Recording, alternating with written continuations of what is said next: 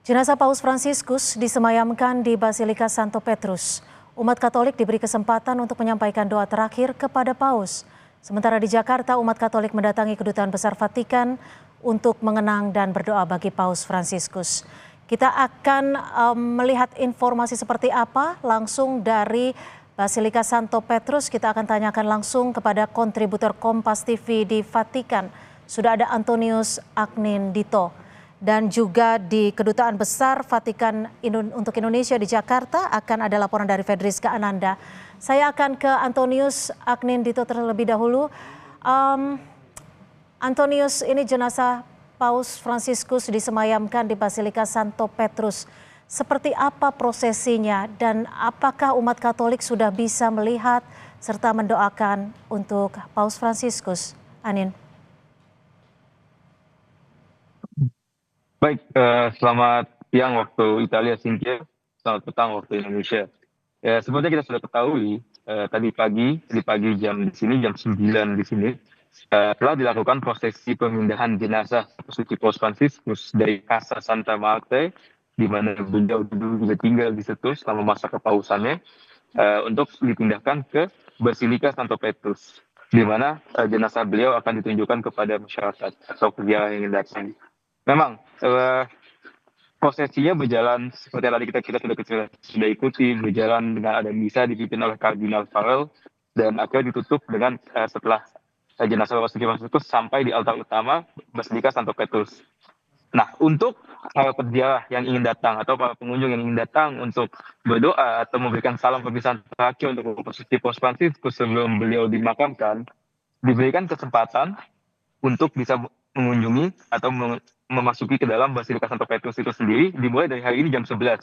Jadi sekarang sudah jam 11.31 di sini dan publik sudah mulai memasuki Basilika Santo Petrus dari tadi. Dan di belakang saya kalau bisa terlihat sangat-sangat ramai. Publik diberikan kesempatan, kalau misalkan saya bisa meluruskan lagi, publik diberikan kesempatan untuk melihat atau memberikan pesan terakhir, salam terakhir kepada Bapak Suci Paus Fransiskus di sini dari jam 11 hari ini sampai tengah malam hari ini jam 24 dan besok dari jam 7 pagi sampai tengah malam lagi besok jam 24 dan untuk hari Jumat dari jam 7 pagi sampai jam 7 malam. Begitu, Cynthia. Jadi memang publik sudah bisa datang dan sudah mulai datang. Ani, lalu nanti untuk publik yang ingin memberikan doa, apakah bisa masuk ke dalam Basilika Santo Petrus atau hanya berada di luar area Basilika Santo Petrus, Anin? Baik, Cynthia, bisa. Publik tentu saja bisa masuk ke dalam Basilika Santo Petrus. Memang sekarang sangat-sangat ramai, tapi publik tetap bisa masuk. Pintu masuk memasuki Basilika Santo Petrus bisa diakses melalui sisi utara dari lapangan Santo Petrus, dan di situ sudah ada antrian di mana publik kemudian bisa masuk ke situ mengantri, dan setelah itu melewati pengamanan seperti misalkan pengecekan tas, scan X-ray dan seterusnya. Dan kemudian setelah itu dilewati semua, publik bisa memasuki Basilika. Begitu, Cynthia.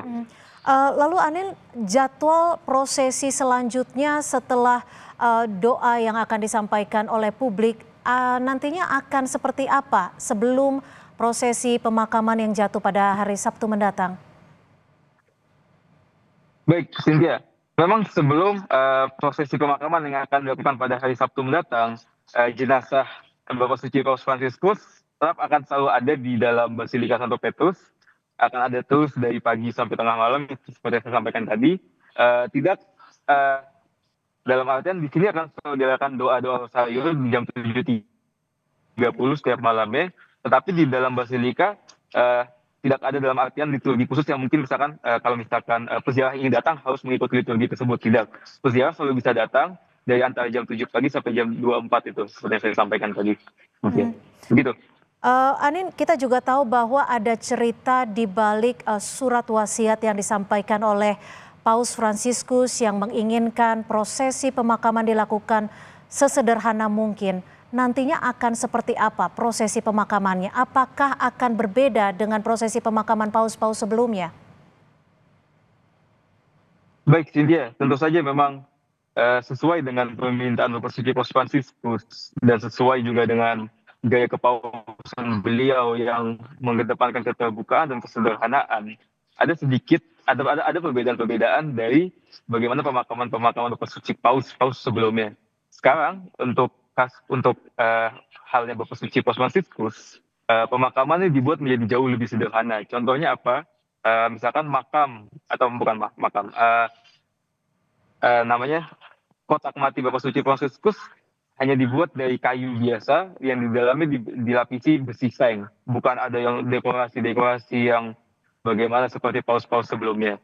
Selain itu juga beliau menyampaikan bahwa prosesi pemindahan nantinya ketika setelah misa hari Sabtu, misa funeral Bapak Suci Paus Fransiskus, juga beliau meminta untuk prosesinya dibuat sederhana mungkin dan jadi buat pengapun supaya tidak terlalu heboh karena beliau ingin dimakamkan sebagai gembala atau sebagai pastor, bukan sebagai suatu kepala negara. Dan itu pun juga tercerminkan dari permintaan beliau lagi bahwa nanti di makam beliau tidak akan dituliskan mungkin tulisan yang seperti apa, dan beliau hanya ingin menuliskan tulisan Fransiskus gitu saja untuk menunjukkan kesederhanaannya, karena beliau ingin dimakamkan sebagai sekali lagi gembala dan pastor, bukan pemimpin suatu negara. Ada pesan kesederhanaan yang memang kerap kali disampaikan oleh Paus Fransiskus. Dari Vatikan, kita akan bergeser ke Kedutaan Besar Vatikan untuk Indonesia di Jakarta. Sudah ada Fedriska Ananda. Fedriska, apakah masih banyak warga ataupun masyarakat yang berdatangan ke Kedutaan Besar Vatikan di Jakarta untuk menyampaikan belasungkawa di sana, Fedriska? Ya, Cynthia, hingga sore ini masih banyak masyarakat ataupun umat Katolik yang ingin menyampaikan rasa bela duka secara langsung di Nusantara Apostolik ataupun Kedutaan Tahta Suci Vatikan di Indonesia. Ini tampak di belakang saya, Cynthia dan juga saudara, ini merupakan antrian dari masyarakat yang memang ingin menyampaikan rasa bela duka secara langsung. Artinya memang tidak hanya di Vatikan, namun bagi umat Katolik di seluruh dunia termasuk di Indonesia ini juga merasakan duka yang sangat dalam atas meninggalnya Paus Fransiskus pada Senin kemarin, di mana di kedutaan ini mereka akan membuka kantornya ini selama 3 hari, mulai dari kemarin, ini hari kedua, dan juga hingga besok pada hari Kamis ini untuk menerima ucapan bela duka secara langsung, di mana para pengunjung ataupun umat dan masyarakat yang kemudian ingin menyampaikan doa dan juga bela duka atas meninggalnya Paus ini akan dicatat di buku, kemudian buku ini akan dikirimkan langsung ke Vatikan, kemudian untuk dapat semoga ini doanya sampai begitu ya kepada Paus Fransiskus. Sehingga memang hingga sore ini kalau misalkan kami bandingkan dengan kemarin ketika kami di sini juga, Cynthia dan juga saudara, ini tampaknya lebih ramai dibandingkan dengan kemarin. Jadi memang dari Kedutaan Besar Vatikan ini membuka 2 sesi pada pagi hari pukul 10 hingga pukul 12 siang dan juga kemudian pukul 2 siang hingga pukul 5 sore. Jadi artinya besok ini merupakan hari terakhir untuk menyampaikan rasa bela duka sebelum pada pukul 18 waktu Indonesia Barat Kedutaan Besar Vatikan juga akan melaksanakan misa arwah di katedral untuk kemudian menyampaikan doa dan juga bela sungkawa begitu atas meninggalnya Paus Fransiskus, Cynthia. Terima kasih atas laporan Anda, Fedriska Ananda melaporkan langsung dari Kedutaan Besar Vatikan untuk Indonesia di Jakarta, dan juga sebelumnya Antonius Anindito langsung dari Vatikan. Terima kasih rekan-rekan.